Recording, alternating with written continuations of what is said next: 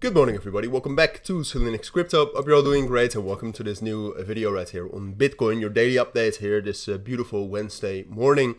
We're going to do a full update on the current situation. I wanted to speak a little bit more about a potential breakout for Bitcoin. I mean, I've put breakout in my thumbnails and titles so often the last week, much too often for the price action which we are seeing, which is stability, right? So I think it's a good question to ask, and I think it's a good question to cover. Is this breakout is this breakout actually coming, and are there any indications that we are going to break out, and in which direction, or that we're going to break out, etc. So that is what we'll cover in this video as well. But for now, Bitcoin is still very, very stable. Overall, the general financial markets, I would say, are quite stable as well. Obviously, we've had a little bit more news regarding tariffs, and that has put some pressure on the stock markets. But I mean, some pressure is almost a little bit too much to say. If you take a look at the chart like this, right? I mean, this is the 4-hour time frame for the S&P 500, and you can see that even right here, like, yes, I mean, maybe on the 1-hour time frame we've lost the uptrend, big deal. On the 4-hour time frame, we're still holding that, and we're also still holding the 7-day rolling VWAP. So in general, the general equity markets, the general traditional financial markets are great. Gold is down, volatility index is down, so that means that there's not a lot of unrest or instability in the markets. So overall, the setting and the context for Bitcoin to get a bullish breakout seems a little bit more likely.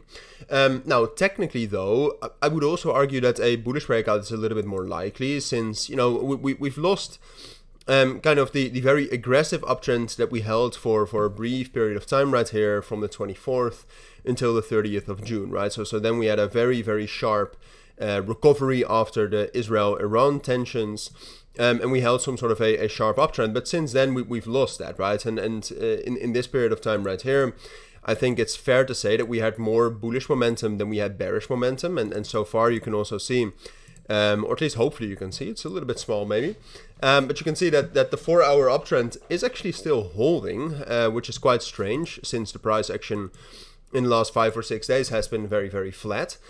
So given that fundamental background, and given some of the technical confirmations that we have seen in the last 2 weeks, I'm leaning towards a bullish breakout, right? The thing though is that, well, there's basically two things. First of all, a bullish breakout for me always has capped upsides, because even though I think a bullish breakout on the lower time frames is most likely, I do not think we can actually break above this main resistance level between 110.5 and 112, at least not sustainably. Like, can we make a new all-time high? Sure, we can spike up to 114 and then reverse back down into 105, right? That is a new all-time high, but is that really a breakout on the higher time frames?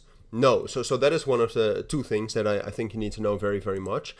And then second of all, to get back to that question I posed at the beginning of the video, do we have indications for a breakout right now? No, all right. We see that the open is in line with the value area of yesterday. Now, the value of yesterday actually had a little bit more bullish price action than the price action we saw since Saturday. So that is, again, one of those, small technical confirmations that a bullish breakout is a little bit more likely. But technically, we opened within yesterday's value. There's not a lot of volume in the market, and yesterday when we had volume, we just got rejected. And there's also not a fundamental reason to break out short-term yet, right? So therefore, I would say short-term stability right here in this area between 108.7 to the upside, and then to the downside 107.8. I'd say that's most likely. And then eventually I think the bullish breakout is more likely, but that is something I will keep you updated on, and hopefully I'll be in time to update you before that's happening, that there are indications that it will happen. But those are my thoughts. I think that's what you need to know for now. We have FOMC minutes later today, later tonight. That might cause some short-term volatility, but ultimately I don't expect much. But that's it for now. So thank you for watching. Take care and bye.